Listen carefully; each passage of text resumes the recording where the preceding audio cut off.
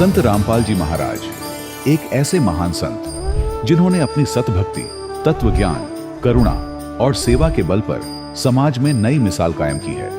संत रामपाल जी महाराज की अगुवाई में उनके सभी सतलोक आश्रमों से समाज कल्याण के अद्भुत कार्यों ने समाज को सुनहरे भविष्य की एक नई उम्मीद दिखाई है।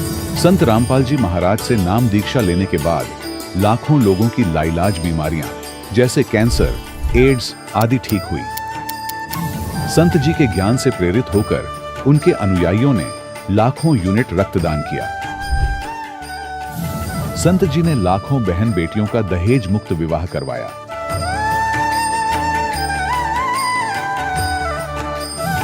संत जी ने लाखों लोगों का नशा छुड़वाया, करोड़ों उजड़े परिवार बसे। संत जी के आश्रमों में समागम के दौरान निःशुल्क नेत्र चिकित्सा, दंत चिकित्सा प्रदान की जाती है। संत रामपाल जी महाराज द्वारा समय समय पर पर्यावरण संरक्षण के उद्देश्य से बड़े स्तर पर वृक्षारोपण किया जाता है। संत जी ने जरूरतमंदों को तत्काल राहत पहुंचाने के लिए एम्बुलेंस सेवा शुरू की।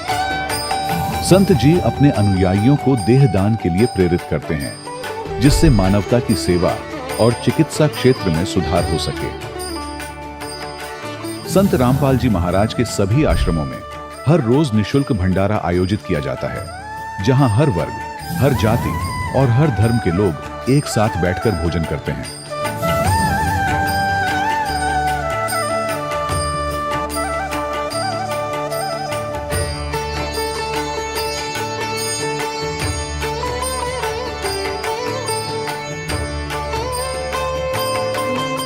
संत रामपाल जी महाराज की अन्नपूर्णा मुहिम ने गरीब और बेसहारा लोगों के जीवन में एक नई ऊर्जा और उम्मीद को जन्म दिया है।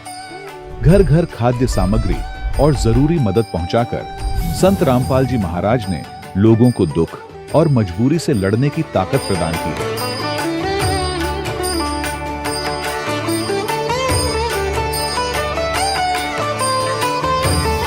संत रामपाल जी महाराज द्वारा गरीब लोगों के लिए घर बनवाने का अद्भुत कार्य एक ऐसी मिसाल कायम कर रहा है जो सदियों सदियों संत जी की उदारता और दया भावना के तौर पर जाना जाएगा।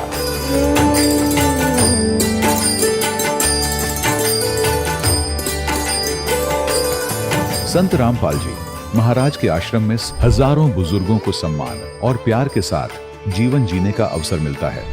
उनके खाने, रहने और स्वास्थ्य की पूरी जिम्मेदारी संत रामपाल जी महाराज उठाते हैं। अनाथ बच्चों के लिए संत रामपाल जी महाराज के सभी आश्रम किसी वरदान से कम नहीं। यहाँ उन्हें शिक्षा, संस्कार और भविष्य के लिए बेहतर अवसर प्रदान किए जाते हैं। चाहे बाढ़ हो, भूकंप या महामारी, संत रामपाल जी महाराज और उनके अनुयायी हमेशा ही जरूरतमंदों के लिए सबसे आगे खड़े रहते हैं।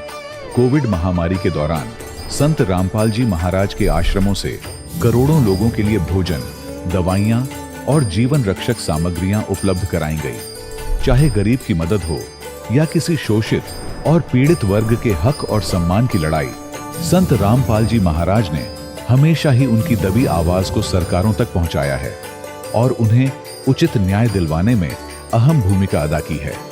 समाज में आध्यात्मिक और सामाजिक मूल्यों के प्रति जागरूकता लाने में संत रामपाल जी महाराज हर कदम पर मानवता के सच्चे सेवक साबित हुए हैं। संत रामपाल जी महाराज का जीवन हमें सिखाता है कि सच्ची सेवा वही है जो निस्वार्थ भाव से की जाए। आइए हम भी इस महान सेवा के कार्य में इस महान संत से जुड़ें और संत रामपाल जी महाराज से नाम दीक्षा लेकर अपने जीवन को धन्य बनाएं।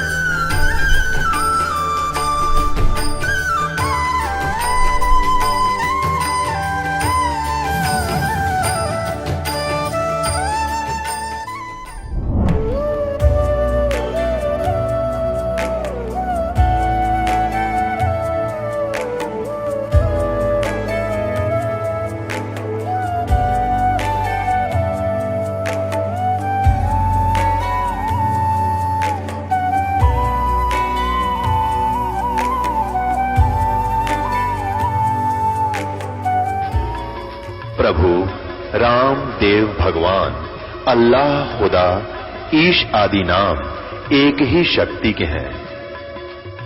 वो कैसा है, कहां है, कैसे मिलता है, किसने देखा है?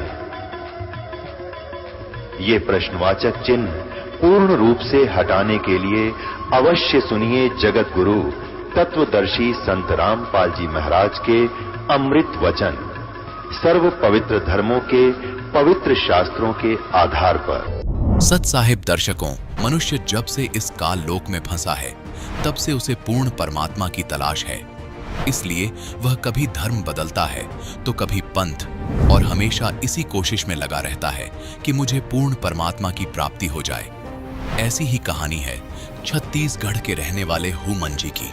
हुमन जी ने भी परमात्मा की तलाश में हर धर्म को अपनाया, हर पंथ को अपनाया, लेकिन फिर भी परमात्मा की प्राप्ति नहीं कर पाए। लेकिन जब से हुमन जी संत रामपाल जी महाराज से जुड़े हैं, तब से इन्हें यह एहसास हो गया है कि इन्हें पूर्ण परमात्मा मिल गए हैं। दर्शकों, आखिर लाखों की संख्या में लोग संत रामपाल जी महाराज को भगवान क्यों कह रहे हैं? आखिर इसके पीछे का कारण क्या है? आइए सुनते हैं हुमन जी की कहानी, उन्हीं की जुबानी। नमस्कार सर। नमस्कार सर जी। सर क्या नाम है आपका? मेरा नाम हुमन दास महंत है सर जी। हुमन दास जी, आप कहाँ से हैं? मैं ग्राम खोडरी, जिला कोरबा, छत्तीसगढ़ का रहने वाला हूँ सर। हुमन दास जी, संत रामपाल जी महाराज जी से नाम उपदेश आपने कब लिया? संत रामपाल जी महाराज जी से नाम दीक्षा 11/11/2015 में लिया सर जी। सर, संत रामपाल जी महाराज जी से नाम उपदेश लेने से पहले आप क्या भक्ति साधना करते थे? मैं सर्वप्रथम तो गायत्री परिवार का सदस्य रहा। मतलब नाम उपदेश नहीं हुआ था उस समय। मैं गायत्री परिवार में यज्ञ करता था, डेली सुबह यज्ञ करता था, भक्ति करता था, ओम और गायत्री मंत्र का हजारों लाखों बार जाप करता था डेली। और उसके बाद कुछ दिन वहाँ से मैं फिर इस्लाम धर्म में गया था। इस्लाम धर्म में 1 साल रहा हूँ मैं तकरीबन। इंसान अली बाबा जी को मानते थे वो, मतलब मज़हब वगैरह का पूजा करवाते हैं वो लोग। उसके बाद सिख धर्म में भी था मैं। सिख धर्म में भी कुछ दिन मैं गया हूँ कोरबा में, जो उनका दरगाह वगैरह बना है वहाँ भी भक्ति वगैरह करते थे, मनन कीर्तन उनके अनुसार से। ईसाई धर्म में रहा हूँ सर जी मैं बहुत दिन से। ईसाई धर्म में क्या है, प्रार्थना कराया जाता था और यीशु को मानने के लिए और परमेश्वर के नाम से डेली दीपक जलाना पड़ता था घर में। उसका भी भक्ति साधना किया मैं बहुत दिन तक। उसके बाद फिर मैं जो है असंग साहब से नाम दीक्षा था, जो टेलीविज़न में जिनका सत्संग आता है, कबीरपंथी के का एक पंथ है, वो भी 12 पंथ हैं जिसमें से एक पंथ उनका भी है। उनसे भी नाम दीक्षित था। उनका भी भक्ति साधना सुमरन पूजा करता था मैं। उसके बाद मैं निरंजन महाराज जी से उपदेशी था। निरंजन महाराज जी उड़ीसा वाले हैं। उनसे जाने के बाद लगभग मेरा जो शरीर का तत्व होता है ना, इंसान का तत्व, शरीर का जो पुतला है, उसके बारे में विश्लेषण पूरा मैं समझ गया था। स्त्री क्या है, पुरुष क्या है, मतलब जड़ क्या है, उतना मैं समझ गया था लगभग। और उसके बाद फिर से मैं नाम दीक्षित था चित्रलेखा देवी से, जिनके बाद मैं श्री कृष्ण भगवान जी का पूजा करता था और विष्णु भगवान जी का मैं 12 नाम जाप करता था। और उसके बाद फिर 12 नाम और गणेश जी का फिर 27 नाम। इस प्रकार से ना मैं सर्वप्रथम सो के उठता था, धरती माता को प्रणाम करके इन सब देवी देवताओं का नाम लेता था। 33 करोड़ देवी देवताओं का सब का नाम लेता था। उसके बाद फिर कुछ दिन हुआ, उसके बाद मैं साईं बाबा का उपासक रहा हूँ। साईं बाबा का उपासक मैं बहुत दिन से रहा हूँ सर। उसके बाद मैं धीरे धीरे से हुआ तो एक और कबीरपंथी है जो मतलब जांजगीर में है, जिनका नाम कबड्डी दास है। कबड्डी दास भी एक मतलब गुरु के रूप में है। वो उनके से भी नाम दीक्षा था मैं, निज नाम प्राप्त था मैं उस समय। निज नाम का भी मैं किया हूँ सर। और इस प्रकार से मैं नाना प्रकार के मतलब देवी देवताओं का पूजा अर्चन बचपन से ही करते चला आ रहा था। इस प्रकार से मेरे को मतलब वो पहले वाला जो पूरा पूजा पाठ है वो मतलब साधना से चल रहा था, लेकिन मेरे को कोई भक्ति लाभ नहीं हो रहा था सर जी। सर, जैसा कि आपने बताया कि आप बहुत सारी भक्ति साधनाएं करते थे, आप बहुत से धर्मों में गए, आपने अनेकों गुरु बनाए। सर, इसका क्या कारण रहा? आपने इतनी सारी भक्ति साधनाएं क्यों बदलनी? आखिर आप क्या चाहते थे? सर, मैं बचपन से ना भक्ति का जिज्ञासा था, बचपन से। जब से मैं होश संभाला हूँ, जन्म हुआ है मेरा, उससे बाद मतलब 5वीं 8वीं पढ़ रहा था उस समय से मैं बचपन से भक्ति करते आ रहा था सर। और मेरे मन में इतना जिज्ञासा, आत्मा में इतना उत्सुक है परमात्मा के लिए था, जिसका भूख जो है कहीं भी ख़त्म नहीं हुआ। वो भक्ति का भूख जो है ना, आत्मा का खुराक होता है, वो आत्मा का खुराक कहीं से मेरे को नहीं मिल रहा था।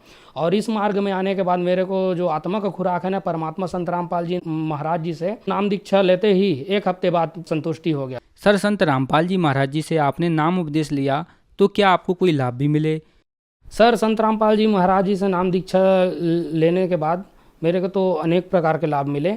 मेरा रमैनी हुआ, उसके बाद तकरीबन कुछ दिन बाद मेरे वो पत्नी जो है गर्भवती हुई ना, तो उसका मिसकैरेज हो गया। 3-4 महीने हुआ था लगभग गर्भ धारण किए हुए उनको। तो उस समय लॉकडाउन चल रहा था। तो क्या है ना, उनका शरीर से ब्लड लगभग निकल गया था। उनके ब्लड शरीर में 4 ग्राम था। टीके नाम के हॉस्पिटल है, वहाँ हम लोग लेके गए प्राइवेट हॉस्पिटल में हम लोग उसको लेके गए ना, तो उसका शरीर जो है ऐंठन हो गया था। मतलब ऑटोमेटिक उसका शरीर जो है ऐंठा रहा था मेरे धर्मपत्नी का। तो उसके बाद ना वहाँ के डॉक्टर लोग हम लोग को बोल दिए कि हम लोग इसको नहीं बचा सकते, बोले आप लोग ना इसको जिला चिकित्सालय में एडमिट कीजिए, बोले सरकारी हॉस्पिटल में, और वहीं से इनका इलाज होगा, बोले, है ना। तो हम लोग वहाँ से लेके गए प्राइवेट हॉस्पिटल से। जैसे ही लेके निकले वहाँ से, तब मैं परमात्मा को वहीं से गुहार लगाना चालू किया। और मतलब उस दिन तो गारंटी था पर मेरे धर्मपत्नी नहीं बचेगी बोल के, तो परमात्मा को मैं गुहार लगाया कि हे परमात्मा एक बार बचा दीजिए बोल के। तो परमात्मा ने दया किया मेरे ऊपर, बहुत ही किया। मतलब हम लोग जिला हॉस्पिटल पहुँचे ना, तो जिला हॉस्पिटल पहुँचे तो वहाँ के जो मेन स्टाफ, मतलब सीनियर जो सर रहते हैं, वो लोग भी मना कर दिए थे फर्स्ट में कि आप लोग मतलब ये सीरियस केस है, हम लोग नहीं ले सकते बोल के। तो मैं निवेदन किया कि बचा लीजिए मैडम बोल के। तो वही मैडम बोली कि एक काम करो, बोले ले आओ उनको, बोले। और जब उनको बुलाए ना, उसके बाद उनका ब्लड 3 ग्राम हो गया था, 3 यूनिट हो गया था शरीर में ब्लड। और उनका ना डेट होने ही वाला था कि उनको ना ग्लूकोज बॉटल चढ़ा, फिर उनके बाद फिर बॉटल चढ़ा। तो जल्द से जल्द परमात्मा ना उसको ठीक करने में सहायता की है मेरे समय। उस समय पूरा प्रमाण है मेरा, क्योंकि वो ना मौत के मुंह से मेरे धर्मपत्नी को निकाले हैं। इस प्रकार से लाभ है सर। डॉक्टर ने सब मना कर दिया सर, वो सीरियस केस इसलिए था क्योंकि 1 हफ्ता से वो घर ही में था, हमारे घर में। हम लोग हॉस्पिटल नहीं लेके गए थे। आज ब्लड का भरपाई हो जाएगा, कल ब्लड का भरपाई हो जाएगा बोल के ना हम लोग नहीं जा पा रहे थे। और जब 6 ग्राम यूनिट ब्लड था ना, उसी समय हम निकले थे और ब्लड कम होते गया, जिसके कारण बहुत दिक्कत आ रहा था। और परमात्मा ने वो दिक्कत भी सॉल्व कर दिया सर जी। और सर दर्द चल रहा था बचपन से मेरा। जब मैं वो पूजा पाठ कर रहा था ना, उस समय मेरा सर दर्द चल रहा था बचपन से। वो सर दर्द भी परमात्मा के सर में आने से मेरा लाभ हुआ है सर जी। सर, संत रामपाल जी महाराज जी से नाम उपदेश लेने के बाद आपको बहुत सारे लाभ मिले। तो जो दर्शक आज आपको टीवी पर देख रहे हैं, वो भी संत रामपाल जी महाराज जी से नाम उपदेश लेना चाहते हैं, तो कैसे ले सकते हैं? संत रामपाल जी महाराज जी का अनेकों चैनल में सत्संग आता है। वहाँ नीचे पीली पट्टी है, उस पट्टी में अनेकों नंबर हैं। उसमें आप कॉल लगाकर आप नंबर से आश्रम से संपर्क कर सकते हैं और उनसे नाम दीक्षा लेकर आप अपने मनुष्य जीवन को सफल बना सकते हैं सर जी। धन्यवाद सर। धन्यवाद सर। दर्शकों, अभी आपने सुने संत रामपाल जी महाराज से दीक्षा प्राप्त करके सुखी हुए भक्त के अनुभव। अब देखिए जगत गुरु तत्वदर्शी संत रामपाल जी महाराज के मंगल प्रवचन। 1400 एकड़ जमीन थी गरीबदास जी की, इतने बड़े किसान थे। तो उसने सोचा ये किसान होगा कोई। उनसे पूछा भक्तों से कि वो ये कौन है भाई? तो वो भगत जो कह नहीं, यही तो है गरीबदास जी महाराज। अब उस सरदार जी का तो सिर घूम गया कि यो महाराज, ये तो एक आम आदमी है, सिंपल मैन, धोती कुर्ते वाला किसान है। अब वो लगा फिर वो झूमन, उसका दिमाग घना इधर उधर। गरीबदास जी समझ गए, एक झुमकरा झूम गया। उसने सभी भक्तों को इधर उधर कर दिया। किसी को कहा बैलों को पानी पिला लो, किसी का चारा काट दो, मेरे लिए नहाने के लिए 1 बाल्टी पानी का रख दो। और उस झुमकरे को कह दिया यहाँ बैठ जाओ भगत जी। वो बैठ गया, बस चल इतनी दूर से आया हूँ, बैठते जाता हूँ, पर आ गया गलत। खोजा पहाड़ निकली चुईया। क्योंकि उसने तो महात्मा मान रखा था कि ऐसा होगा, जटा जटा रखी होगी, धूना धौना राख रूख मसल रखी होगी, पता नहीं जंगल में बैठा होगा। गरीबदास जी स्नान करने लग गए, धोती बांधा करते थे, तो धोती ऐसे एक बेल्ट सी बांधते हैं, देखा होगा यहाँ भक्त धोती वाले बता देंगे, कोई धोती बांध के और उसके ऊपर से एक रस उसी का हिस्सा एज ए बेल्ट बांध जाकर, उसने अड़बंद कहते हैं हमारे देसी भाषा में, अड़बंद। तो जब एक हाथ का उनका चोट लगी हुई थी उंगली के, गरीबदास जी ने पट्टी लपेट रखी थी, उस राम राय से कहा कि हे सरदार जी आइए और मेरे या धोती का गांठ लगा दे, अड़बंद की बेल्ट बांध दे, ऐसे गांठ लगाते थे। अब जो ही उसने अड़बंद की गांठ लगानी चाहिए, धोती शरीर के अंदर से निकल आई और गांठ धोती का लगी। उन्होंने जल्दी सी खोला, धोखा लग गया तेरे से, धोखा। फिर दोबारा, फिर तीसरी बार फिर ऐसे ही हुआ। तब गरीबदास जी ने कहा, अरे झुमकरा, वो ये सोच रहा था मेरे जैसा किसान है, इसने संत मानते हैं ये बड़े भोले आदमी आगे हरियाणा के। तो तब कहा, रे झुमकरा, मैं तेरे जैसा किसान हूँ, जमींदार हूँ भाई, ये गांठ क्यों ना लगती, घनी देर लगी। तो जब उसने देखा ऊपर ने, राम राय जी विष्णु जी के उपासक थे, बेशक से वो सिख थे, विष्णु जी को इष्ट रूप में मानते थे। क्योंकि पहले हम सभी जितने भी सिख बने हैं, ये अपने हिंदुओं से ही अलग से एक, जिन्होंने शिष्य तो ग्रहण कर लिया, उन धार्मिक नियमों का पालन किया, उन्हें सिख कहने लगे। सिख माने शिष्य।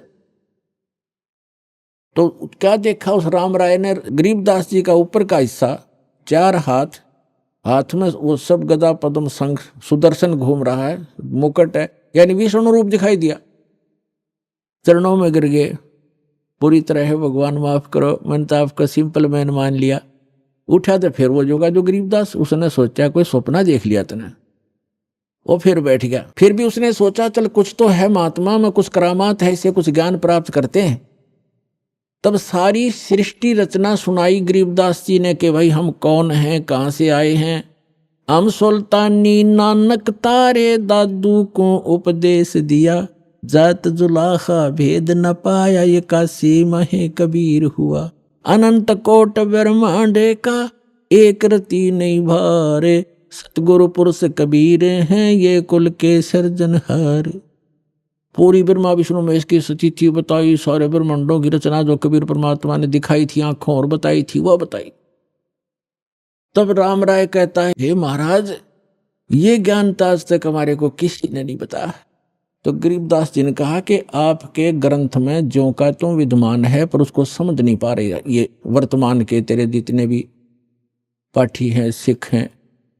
तो क्या बताया, तत्व भेद कोई ना कहे रे झूमकरा, ये पैसे ऊपर नाच सुनो रे झूमकरा।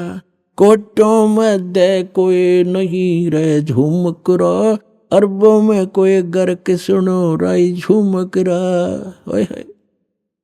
गरीबदास जी बताते हैं कि ये सब पैसे के ऊपर नाच है, ये तत्व भेद नहीं जानते ये लोग, और इस तत्व ज्ञान से परिचित कोटों मध्य कोई नहीं रे झूमकरा।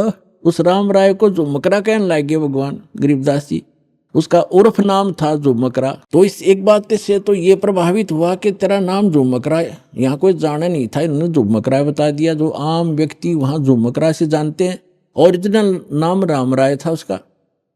तो क्या बताते हैं गरीबदास जी कि इस तत्व ज्ञान से परिचित करोड़ संतों में नहीं मिलेगा तुझे। कोटों मध्य कोई नहीं रे झूमकरा, अरबों में कोई गर्क सुनो रे झूमकरा। अरबों में कोई एक पावेगा तेने गर्क। गर्क mean complete in all respect. जैसे इस ज्ञान को से परिचित भगत भी हो गए होंगे मेरे परमात्मा के बहुत से भगत, लेकिन उनके पास मंत्र समाधान नहीं है। अगर वो कहीं वक्ता बन जाए, वह वाके पात्र भी बन जाएंगे, फिर उसका कख नहीं, क्योंकि उसको मंत्र देने का आदेश नहीं, पासपोर्ट बनाने का उसके पास अधिकार नहीं, तो फिर भी व्यर्थ। तो क्या कहते हैं, गर्क मीन जिसके पास परमात्मा का पूरा ज्ञान भी हो और कंप्लीट मंत्र हो, अधिकार हो। ऐसा तो आपको अरबों में मिलेगा। तो पुण्यात्माओं, इन अरबों में से एक दास है इस तत्व ज्ञान से परिचित, और कोई नहीं।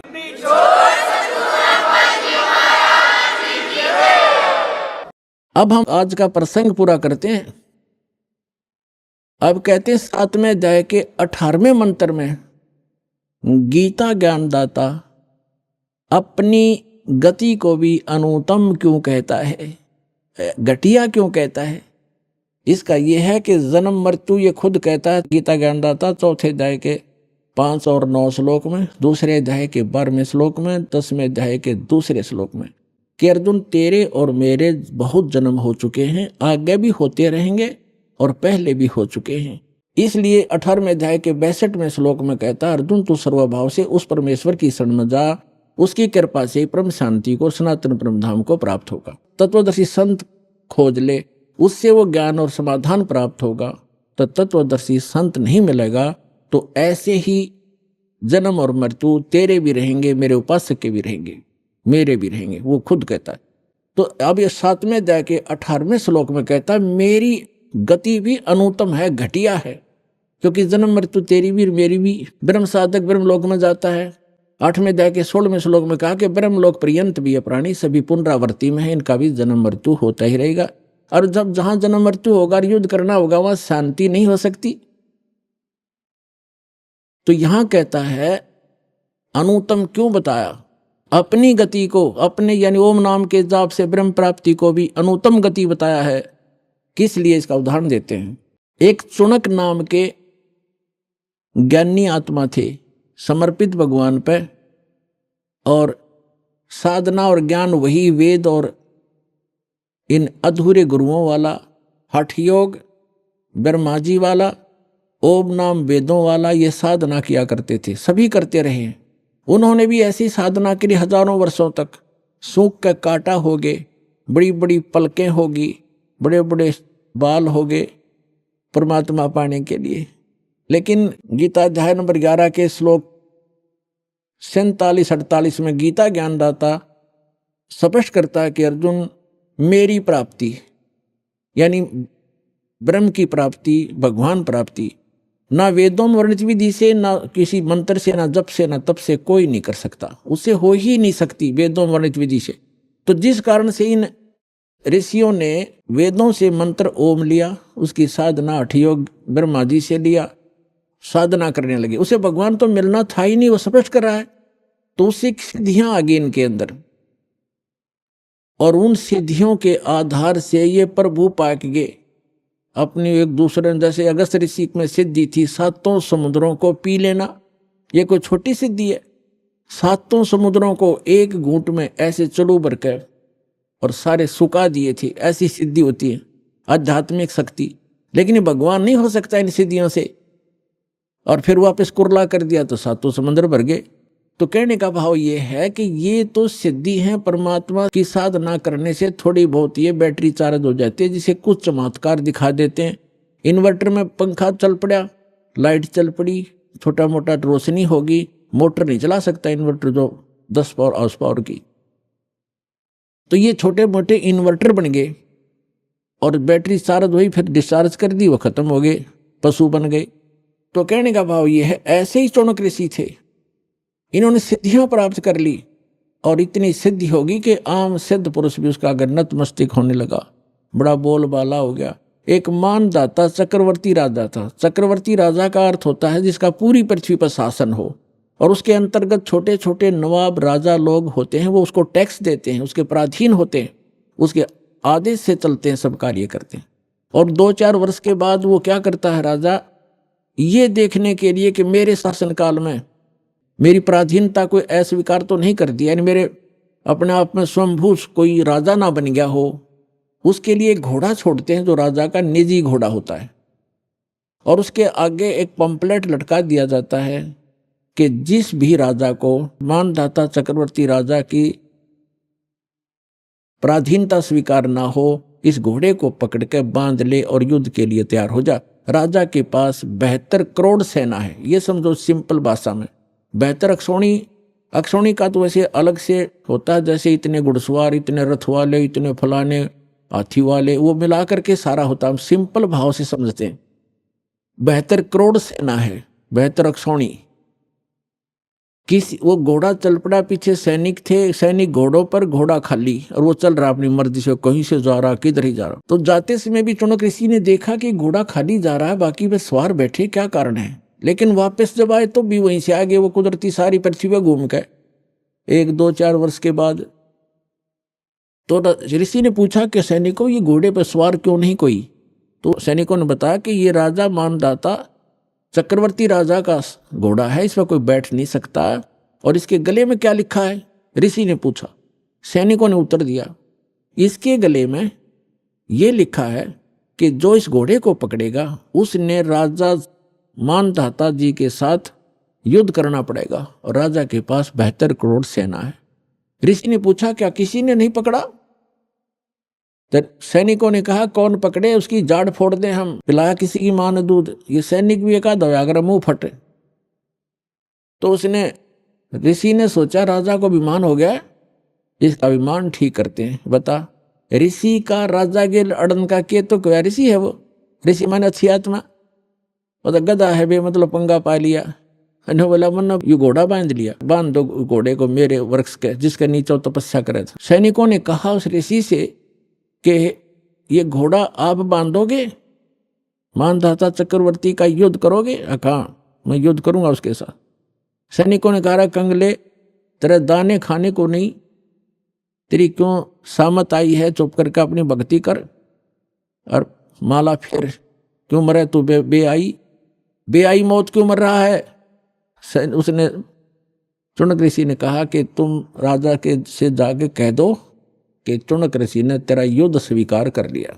अब सैनिकों ने आकर के राजा को नमक मिर्च लगाई और कहा कि आज एक व्यक्ति ने हिम्मत की है आपका युद्ध उठने की, और कल को दूसरा बकवाद करेगा। Rajan, nip the evil in the bud, बुराई को स्टार्ट में ही खत्म कर देना चाहिए। राजा ने फिर कह दिया, जाओ। उस 72 करोड़ की 4 टुकड़ी कर ली। 18 करोड़ सेना एक आदमी को मारने के लिए भेज दी, चुनक ऋषि को। और चुनक ऋषि ने क्या किया, अपनी जो साधना करी थी, सारे जीवन में डले डोए थे, उसकी 4 पुतली बना दी, एटम बम बना लिए सिद्धि तय।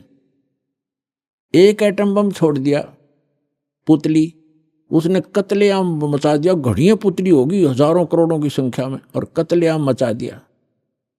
और वो खत्म हुई सिद्धि, वो तो जो निकल गया बम। राजा ने दूसरी टुकड़ी 18 करोड़ की भेज दी, ऋषि ने दूसरी पुतली भेज दी। ऐसे 72 करोड़ सेना का नाश कर दिया, कत्लेआम कर दिया। किसने, उस चुनक नाम के ब्रह्म उपासक ने, उस काल के उपासक ने, ब्रह्म के उपासक ऋषि ने। अपने आत्मा चाहे तो गोली से मार दे, और किसी के पास वचन की ताकत जंतर मंत्र है उससे मार दे, भगवान के दरबार में दोनों दोषी बराबर होते हैं। अब इसके विषय में सूक्ष्म वेद में परमात्मा ने अमरवाणी में कहा है, सच्चिदानंद घन ब्रह्म की वाणी में, कि 72 अक्षौणी क्षय करी वो चुनक ऋषि स्वर एक, ये दे धारे जोरा फिरे भाई सभी काल के बेखे।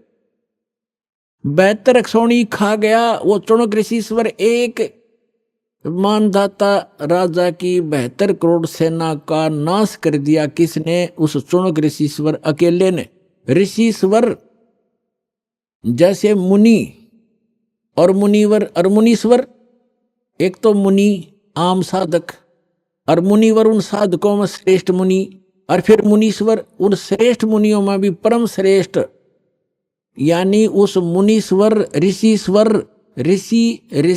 ऋषिश्वर उस तीसरे नंबर के गुड बेटर बेस्ट, उस बेस्ट यहाँ के बेस्ट जाने जाने वाले ऋषि के ये कर्म है 72 करोड़ सेना खाली। ये सूक्ष्म वेद में परमात्मा बता रहे हैं। 72 अक्षौणी खा गया वो चुनक ऋषिश्वर एक, ये दे धारे जोरा फिरे भाई सभी काल के बेखे। जोरा माने मौत, जरा माने बुढ़ापा, यह अंतर समझना कदे भूल जा। जोरा मीन संत भाषा में जोरा माने मृत्यु। कहते हैं ये दिखे संत ऋषि महर्षि, ये तो चलती फिरती घाल है। ये दे धारे मौत फिरे, ये संत नहीं, ये मौत है।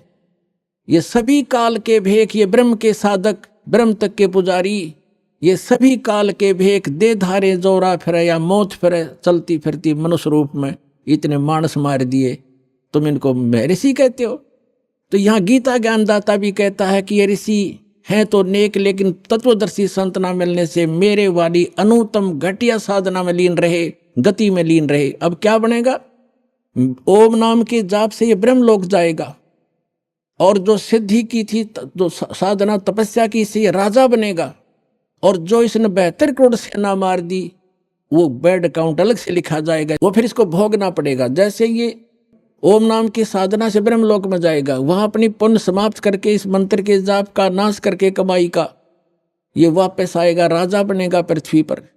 फिर खूब पाप कमाओगा। राजा शिकार करते हैं, अपने अहम के कारण दुनिया मरवा डालते हैं, कत्लेआम कर देते हैं अपने राज्य के लिए, वो पाप इसके बुरे में लिखे जाएंगे। फिर ये कुत्ता बनेगा और इसके सिर में कीड़े पड़ेंगे, इस ऋषि चुनक का। और जितने सैनिक मारे थे वो गिन गिन का बदला लेंगे इसका। तो यहां कहते हैं फिर ये खाक मुक्ति हुई। 18वें अध्याय के 62वें श्लोक में कहा कि तू सर्वभाव से अर्जुन उस परमेश्वर की शरण में जा, उसकी कृपा से तू परम शांति को, सनातन परम धाम को प्राप्त होगा। 15वें अध्याय के 4थे श्लोक में कहा कि परम संत की प्राप्ति के उपरांत, तत्वदर्शी संत की प्राप्ति के उपरांत परमात्मा के उस परम पद की खोज करनी चाहिए, जहां जाने के बाद साधक लौटकर फिर संसार में कभी नहीं आते, और केवल उसी की भक्ति करो। तो यहां जो ब्रह्म तक के साधक हैं, इसलिए 7वें अध्याय के 18वें श्लोक में गीता ज्ञानदाता कहता है कि ये ज्ञानी है तो अच्छी आत्मा, परमात्मा के लिए समर्पित है, लेकिन तत्वदर्शी संत ना मिलने से ये मेरे वाली अनुत्तम गति में, घटिया गति में लीन रहे। इनको वो संत नहीं मिला जिसकी साधना करके उस स्थान को प्राप्त कर लें जहां जाने के बाद साधक फिर लौटकर कभी संसार बन जाते। तो वो संत ये दास है पुण्यात्माओं। आज समझ में आ जाओ, थारा से फेर आइयो। जितना लेट आओगे उतना पछताओगे, जल्दी आओ, अपना कल्याण कराओ। बोलो सतगुरुदेव।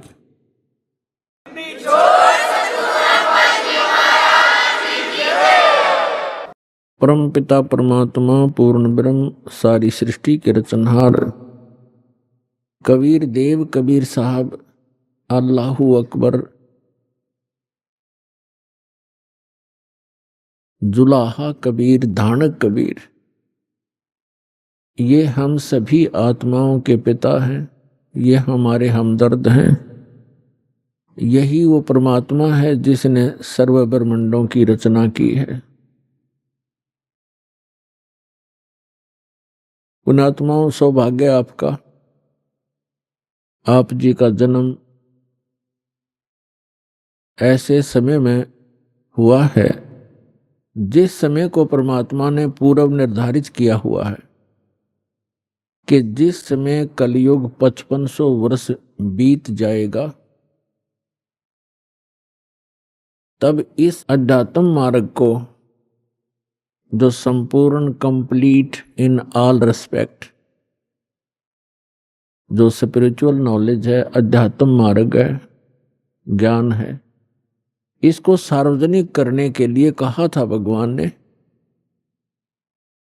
क्योंकि जिस समय परमात्मा स्वयं आए थे 600 वर्ष पहले, सन 1398 से संवत 1455 से सन 1518 संवत 1575 तक वो परमात्मा यहाँ एक जन साधारण की लीला करके चले गए, जो परमात्मा किया ही करते हैं। जो हमारे वेद बताते हैं कि वो परमात्मा सतलोक से सशरीर आता है, अपने उस निज स्थान से जहां हम पहले रहा करते अपने पिता के पास।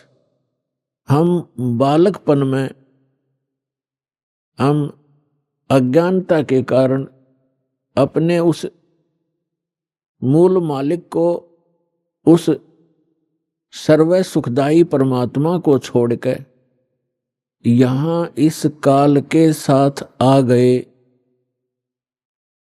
इसके लोक में।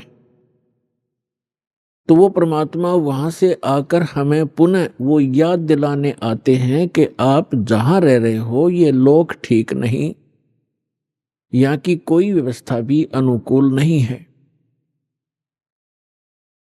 यहाँ जन्म और मृत्यु का ये दीर्घ रोग,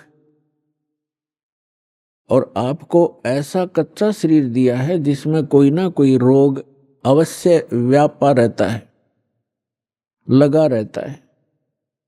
फिर आप ऐसे स्थान पर रहते हो जहां पर प्रत्येक वस्तु का अभाव रहता है, और जिस कारण से ये प्राणी हरदम टेंशन में रहता है, हमेशा दुखी रहता है। परमात्मा के विषय में वेदों में लिखा है, वेद में,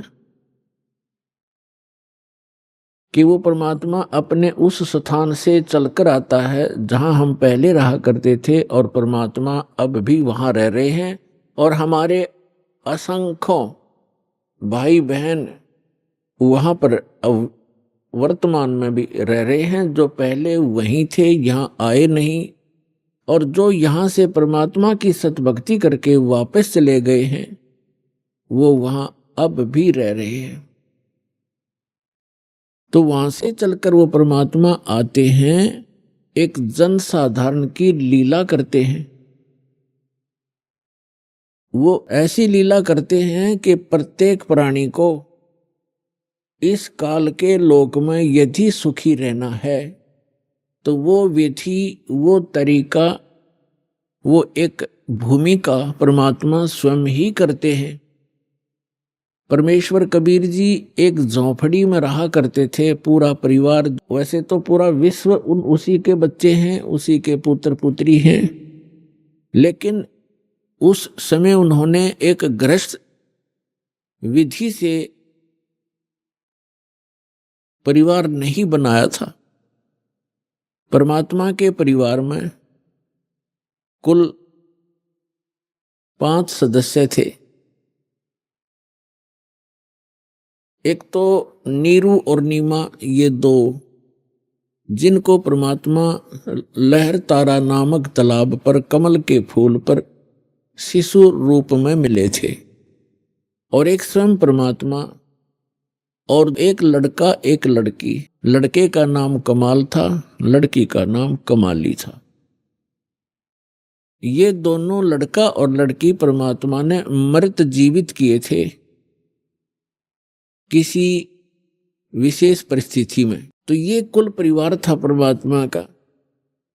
तो परमात्मा एक झोंपड़ी में रहा करते थे, और एक जुलाहे का कार्य किया करते थे, कपड़ा बुनते थे, अपने हाथों से निर्वाह करते थे, और तत्व ज्ञान का प्रचार भी करते थे, सत्संग भी करते थे, और सतगुरु रूप में वो उपदेश भी दिया करते थे, दीक्षा भी देते थे, और यथार्थ ज्ञान भी सुनाया करते थे।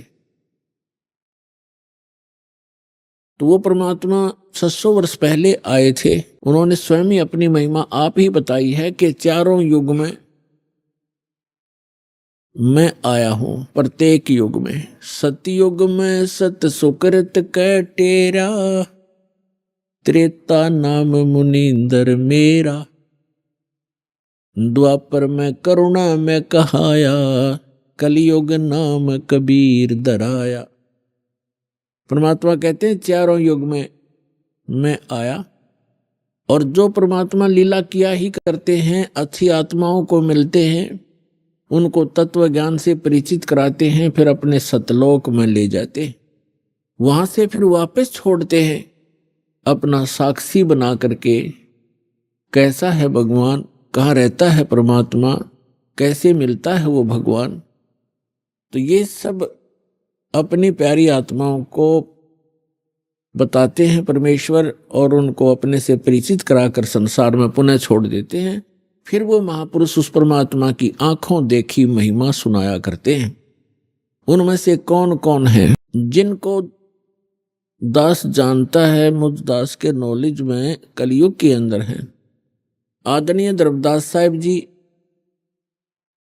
आदरणीय मलुकदास साहिब जी, आदरणीय नानक साहिब जी, आदरणीय दादू साहिब जी, आदरणीय गरीबदास साहिब जी, गांव छुड़ानी, जिला झज्जर वाले, आदरणीय घीसा दास साहिब जी, गांव खेखड़ा, जिला मेरठ, उत्तर प्रदेश वाले, आदरणीय स्वामी रामानंद जी काशी वाले, इन महापुरुषों को परमात्मा मिले और इन महापुरुषों ने परमेश्वर की महिमा आंखों देखी, बताई, अपनी अमृतवाणी में लिपिबद्ध करवाई। आज वो एफिडेविट हैं उस परम पिता की महिमा जो उन्होंने आंखों देखी थी। तो पुण्यात्माओं, परमेश्वर ने कहा है, चारों युग में संत पुकारे,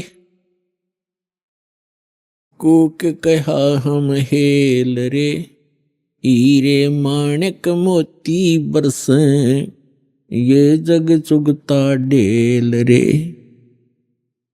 परमात्मा बताते हैं कि चारों युग में मेरे से परिचित मेरे संतों ने मेरे द्वारा बताई गई यथार्थ भक्ति विधि का डंडोरा पीटा, मुनादी करी, अनाउंसमेंट की खूब जोर जोर से,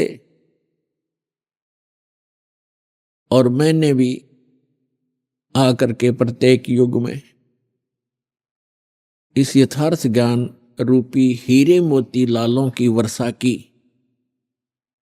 लेकिन हम पर विश्वास ना करके इन काल के दूतों, नकली आचार्यों, शंकराचार्यों और इन झूठे गुरुओं पर विश्वास करके पूरा मानव समाज वर्तमान में डले ढो रहा है, कंकर पत्थर कौड़ी इकट्ठी कर रहा है लाल के स्थान पर। अर्थात यथार्थ ज्ञान और यथार्थ भक्ति विधि ये तो है हीरे मोती और लाल यानी बहुमूल्य, ये हैं वास्तव लाभ देने वाले।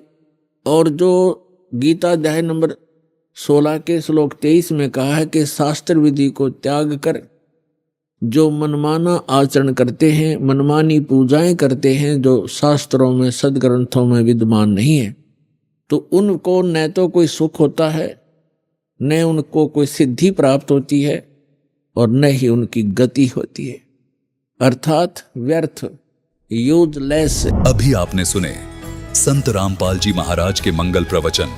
आइए अब सुनते हैं संत रामपाल जी महाराज से नाम दीक्षा लेकर सतभक्ति करके अद्भुत लाभ प्राप्त करने वाले अनुयायी के विचार।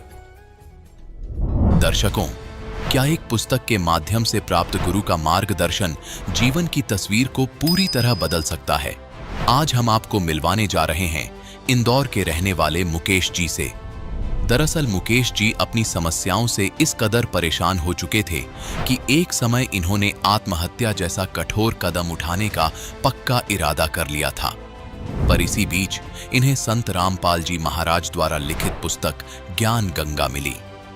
इस पुस्तक में वर्णित शास्त्र, अनुकूल भक्ति और चमत्कारिक अनुभवों को पढ़ने के बाद आज मुकेश जी सुख शांति की राह पर चल रहे हैं। जब इन्होंने अपनी बहन के लाइलाज कैंसर और उसकी पीड़ाओं को दूर करने की गुहार लगाई तो देखिए क्या चमत्कार हुआ। आइए सुनते हैं मुकेश जी की कहानी उन्हीं की जुबानी। नमस्कार सर। नमस्कार साहब। सर क्या नाम है आपका? मुकेश हिरवानी, इंदौर से हूँ। सर संत रामपाल जी महाराज से नाम दीक्षा आपने कब ली? संत रामपाल जी महाराज से नाम दीक्षा मैंने 3 अप्रैल 2016 को ली है। सर संत रामपाल जी महाराज से नाम दीक्षा लेने से पहले क्या आप कोई भक्ति साधनाएं भी करते थे? जी कर रहा था मैं।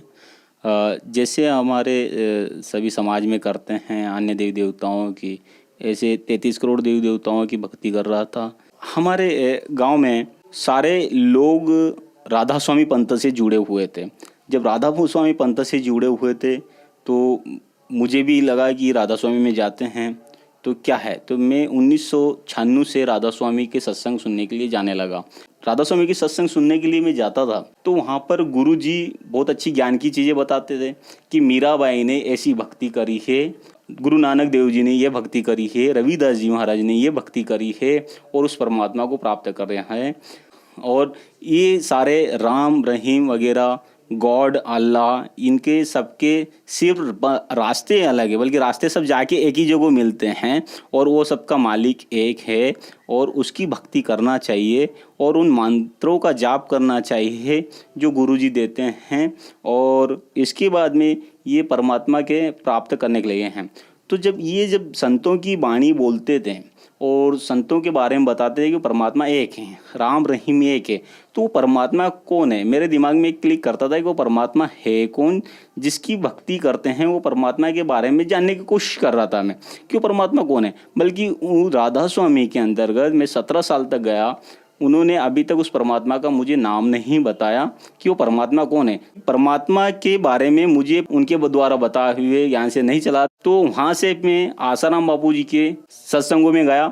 मुझे एक हमारे पास में जिया जी थे, उन्होंने बोला कि आसाराम बाबू तो साक्षात सत्संगों के माध्यम में कृष्ण भगवान का अवतार हो जाते हैं, कृष्ण भगवान प्रकट हो जाते हैं। उनको चलो विष्णु भगवान की भक्ति करके देखें, कहीं परमात्मा अपने को साक्षात मिल जाएं। जब आसाराम बाबू जी के पास में गया तो उन्होंने 7-8 मंत्रों का बताया। 7-8 मंत्र बताने पर उन्होंने बोला कि आपको जो उचित लगे, जो पसंद आए, आप उसकी चॉइस कर लो और उसकी भक्ति चालू कर दो, माला करना चालू कर दो। 10 माला करो डेली, सुबह 10 माला शाम को। उनको चलिए मैंने लिया, मैंने को चलो विष्णु भगवान की भक्ति करें। तो 4 साल तक मैंने विष्णु भगवान की भक्ति भी चालू करी। बल्कि वो भक्ति करने से भी मुझे बहुत कष्टों से गुजर रहा था, काफ़ी दुखों से गुजर रहा था, बड़ा परेशान हो रहा था। यहाँ तक कि ये कंडीशन आ गई थी कि मैं कहीं सुसाइड कर लूँ। सुसाइड के बारे में मैंने जैसे सोचा, उनको नहीं, ये तो कोई उपाय ही नहीं है कि सुसाइड किया जाए, बल्कि उससे निपटा जाए। तो इस बीच में नवरात्रि का समय था। नवरात्रि में मैं हमारे इंदौर जिले के पास में देवास ज़िला है, वहाँ पर चामुंडा देवी माता का बहुत बड़ा मंदिर है, प्रसिद्ध मंदिर है। हम पूरे परिवार के साथ में माता जी के दर्शन करने के लिए गए। जब दर्शन करने के लिए हम चढ़े तो टेकरी के पास में ही वहाँ पर कुछ संत रामपाल जी महाराज के शिष्य जो थे वो ज्ञान गंगा पुस्तक की सेवाएं कर रहे थे। मैं उसके पास से थोड़ा आगे बढ़ा, वो ज्ञान गंगा लिखा हुआ जो था वो मुझे अट्रैक्टिव लगा, मुझे आकर्षित ज्ञान गंगा ने करा। मैं वापस रिटर्न आया, मैंने देखा, मैंने कहा भाई उस पुस्तक को लिया, अच्छी लगी मुझे। घर पे आने के बाद में उसको पढ़ा। घर पे आने के बाद में मैंने जब उसको पढ़ा तो उसमें जब देखा तो बहुत सारा अलग ज्ञान लिखा था, बल्कि ये नहीं मालूम था कि ये ज्ञान देने वाला भी यहाँ पर मौजूद है, ये पता नहीं था मुझे, क्योंकि पुस्तक में लिखा होगा। ये करके मैंने रख दिया। ये रखने के बाद में एक यहाँ पे इंदौर में एक भगत जी हैं, वो रामपाल जी महाराज का ज्ञान जो है से वो जुड़े हुए थे, उनके शिष्य थे। उन्होंने मुझे बोला कि मुकेश जी एक बहुत अच्छा ज्ञान है, आप परमात्मा के यूँ भी खाते पीते नहीं हो, आप उनके शिष्य बने हो। बल्कि ये आसाराम बापू जी का जो पंथ हैं, ये हैं पंथ तो सभी अच्छे हैं, बल्कि ये जो भक्ति विधि है ये गलत भक्ति विधि है। इस भक्ति विधि से मोक्ष नहीं मिलेगा, और अगर आपको मोक्ष लेना है, मोक्ष चाहिए, तो सही शास्त्रों के आधार पे आपको भक्ति करना पड़ेगी। तो मैंने क्या है, तो उन्होंने मुझे फिर वो ज्ञान गंगा पुस्तक दी। जब वो ज्ञान गंगा पुस्तक देखी, फिर से मैंने उसको पढ़ना चालू करा। जब स्टडी करी तो सारे शास्त्रों में प्रमाण थे। इनको नहीं यार, इसमें मैं यकीन नहीं कर सकता, इसमें जो लिखा हुआ वो हो सकता है ये गलत हो सकता है, इस महाराज का कुछ छापा हुआ हो सकता है और दूसरों के बारे में गलत बोल रहे होंगे। फिर मैंने कहा कि इसका कोई उपाय तो होगा ही। तो उसमें लिखा हुआ था ज्ञान गंगा के अंतर्गत जो प्रमाण लिखे हुए थे, पेज वाइज प्रमाण लिखे हुए थे, ग्रंथों का नाम लिखा हुआ था। तो इंदौर के अंदर गीता प्रेस गोरखपुर का बहुत बड़ा डिपो है श्रीवर्धन कॉम्प्लेक्स के अंदर, वहाँ से मैं उन पुस्तकों को खरीद के लाना चालू करा और मैंने मिलाना चालू करा। जब मिलाना चालू करा तो वो प्रमाण देखा। वो प्रमाण देखने के बाद में मैं बहुत दंग रह गया, अचंभित रह गया। उनको नहीं यार, ये प्रमाण कुछ ठीक है। फिर ये सारी चीज़ें जब प्रमाण देखने के बाद में इनको यार सही है, आप क्या करना चाहिए। तो संत रामपाल जी महाराज ने मुझे जब प्रथम नाम उपदेश के बारे में बताया और उच्चारण करवाया, मैंने वो नाम उपदेश जब सुना तो मैंने मेरा सिर पकड़ लिया कि इस मंत्रों को ढूंढने के लिए मैंने मेरे जीवन के 20 साल गंवा बैठा। तब मैंने संत रामपाल जी महाराज से नाम दीक्षा ग्रहण करी। सर, हमने सुना है कि जो श्रद्धालु संत रामपाल जी महाराज से नाम दीक्षा लेते हैं उनको कुछ ना कुछ लाभ जरूर प्राप्त होते हैं। तो क्या संत रामपाल जी महाराज से नाम दीक्षा लेने के बाद आपको भी कुछ लाभ प्राप्त हुए? संत रामपाल जी महाराज के ज्ञान से जुड़ने के बाद में मुझे शास्त्रों के आधार पर भक्ति मिली। उसके बाद में मेरे से साथ में जो चमत्कार हुए, मैंने देखा कि 2017 में मेरे बच्चे के द्वारा नाम खंडित हो गया था। खंडित होने के बाद में तीसरे दिन बच्चे को अचानक जोर से तेज बुखार चढ़ा। तेज बुखार चढ़ने पे उसके सिर में इतना दर्द होना चालू हुआ, इतना कि मैं रात को करीबन 12:30 बजे के लगभग पास में एक हॉस्पिटल थे, वहाँ पे लेके गया। हॉस्पिटल में डॉक्टरों ने उसको डायनापर के इंजेक्शन तेज दर्द वाला लगाया। डायनापर के इंजेक्शन से भी उसको थोड़ी राहत मिली, उसका असर ख़त्म हुआ। उन्होंने बोल दिया था कि आप घर ले जाओ। घर लेके आ गए। जैसा उसका असर ख़त्म हुआ, वापस उसका सिर दर्द तेज चालू हुआ। सुबह परेशान हो गए हम लोग कि अब ये क्या करना चाहिए, क्योंकि वो इंजेक्शन लगाने से उसका असर ख़त्म होने के बाद में वापस चालू हुआ। हॉस्पिटल में गए, इंदौर के अंदर अरविंदो हॉस्पिटल है बहुत बड़ा, वहाँ पर हमने गए। वहाँ पे देखा, डॉक्टरों को बताया, चेक करा उन्होंने। तो उन्होंने हैवी डोज के जो इंजेक्शन हैं, सारे हैवी डोज के इंजेक्शन लगाए उनके सिर दर्द को कंट्रोल करने के लिए। एंटीबायोटिक लगाई, सब कुछ करा, उसके बावजूद भी सिर दर्द बंद नहीं हो रहा था। मैंने डॉक्टरों से, बड़े डॉक्टरों से सब चर्चा करी। डॉक्टरों ने बोला कि भैया इनको हमने आज एंटीबायोटिक और हैवी डोज वाले भी दे रखे हैं जिससे कि इनका सिर दर्द बंद हो जाए, बल्कि बच्चे का सिर दर्द नहीं बंद रहा। मतलब कि उनके सिर के अंदर कुछ ऐसा है, इन्फेक्शन हो चुका है जिसकी वजह से ये दर्द बंद नहीं हो रहा है। बचाने के लिए बोले कि ये हम कुछ नहीं कर सकते, बल्कि हैवी डोज से हैवी डोज जो है वो देने की कोशिश कर रहे हैं। और वो इन्फेक्शन का नाम सुनते ही मैं घबरा गया। मैं उनको आप क्या करूं? तो मैंने संत रामपाल जी महाराज के आश्रम में फ़ोन लगाया, प्रार्थना लगाई कि मालिक ऐसी सी बात है और बच्चे की तबीयत डॉक्टर मना बोल रहा है। जब मैंने ये प्रार्थना लगाई तो उन्होंने बोला कि संत रामपाल जी महाराज दया करेंगे, आप भक्ति करते रहो, मंत्रों को उच्चारण करते रहो। तो परमात्मा संत रामपाल जी महाराज की ये दया हुई कि बच्चे को धीरे धीरे उसका सुधार होना चालू हुआ। डॉक्टरों ने बोला था कि इनके शरीर में पूरा इन्फेक्शन है, इनके बॉडी से केमिकल निकालेंगे, इनकी रीढ़ की हड्डी से पानी निकालेंगे और उसको टेस्ट करने के लिए डॉक्टरों ने उनका सीटी स्कैन करवाया, एक्सरा करवाया और 5 रोज में एक रिपोर्ट आई थी। वो सारे बॉडी में से पीछे की रीढ़ की हड्डी से पानी निकाला था। उन्होंने बोल दिया था कि इस बच्चे को हम पानी निकालने की हमारी कोई गारंटी नहीं रहेगी, इसको लकवा भी मार सकता है, इसको कुछ भी हो सकता है, कभी भी कुछ भी हो सकता है। मैंने उन पे यकीन ना करते हुए मेरे जितने भी मित्र डॉक्टर थे सबसे फ़ोन पे बात करी, उनको इससे क्या क्या नुकसान हो सकते हैं। तो उन्होंने बोला कि यार ऐसा हो सकता है। उनको यार ये तो आप परमात्मा ही करे, संत रामपाल जी महाराज की ही दया हो सकती है, वही ठीक करते हैं। क्योंकि हम सत्संग सुनते थे और सत्संगों के माध्यम से हमें पता चलता था कि संत रामपाल जी महाराज अगर जो भक्ति बता दे वो भक्ति करते हैं तो उससे फ़ायदा होता है। तो ये हुआ कि उनकी जब प्रार्थना लगाने के बाद में सुधार चालू हुआ, बच्चा ठीक हो गया और लेके आ गए। संत रामपाल जी महाराज की दया से ही बच्चा ठीक हुआ और आज वो भी खुश है और भक्ति कर रहे हैं।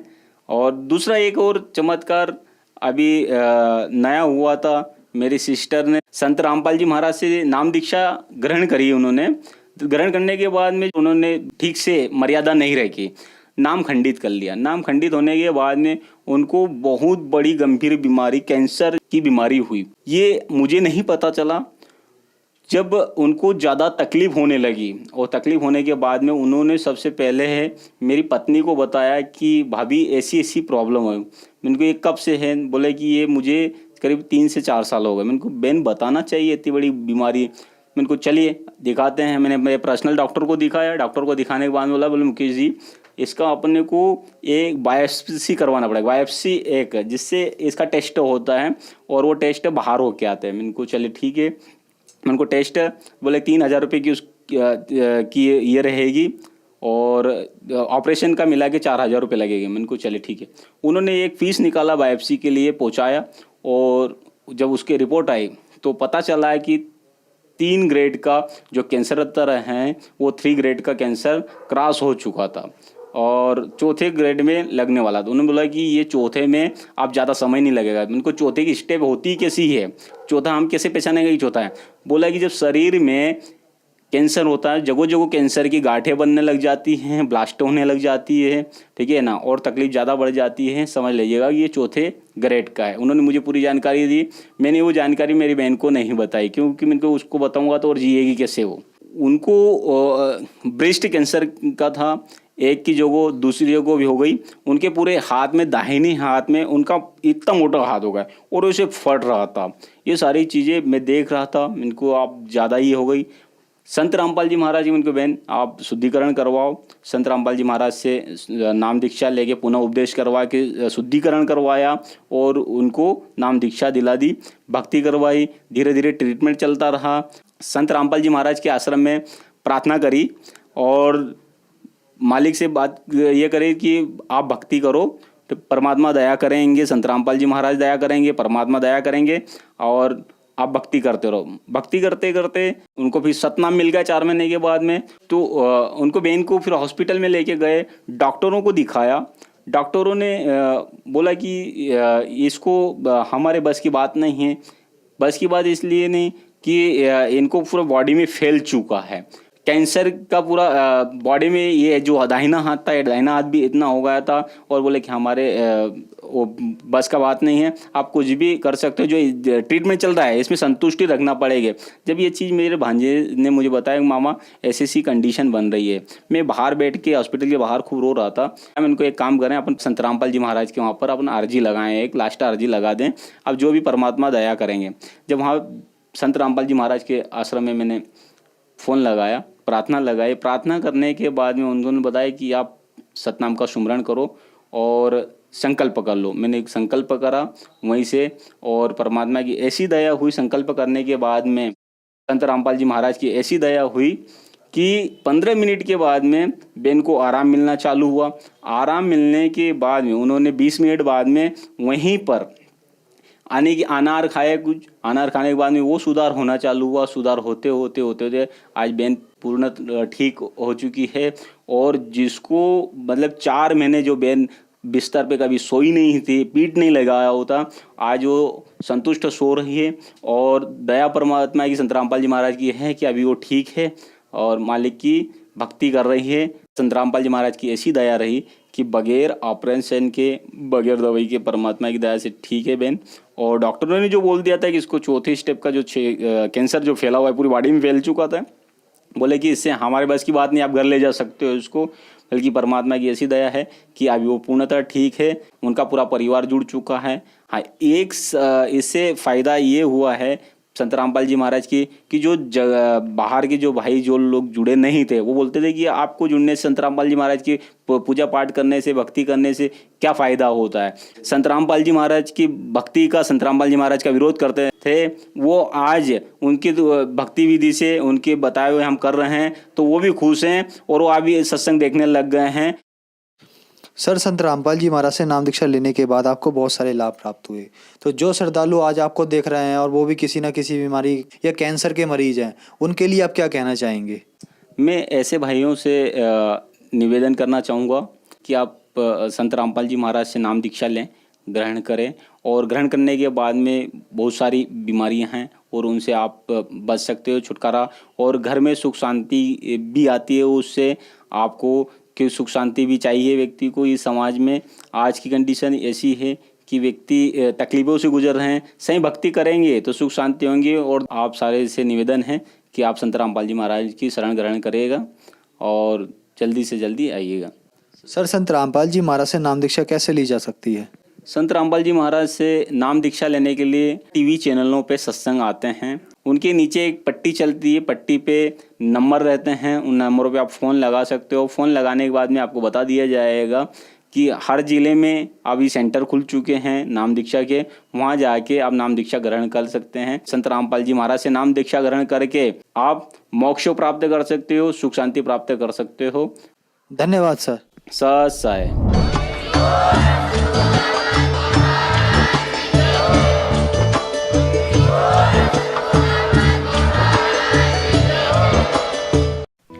आप सुन रहे थे जगत गुरु तत्वदर्शी संत रामपाल जी महाराज के मंगल प्रवचन। अधिक जानकारी के लिए संपर्क करें।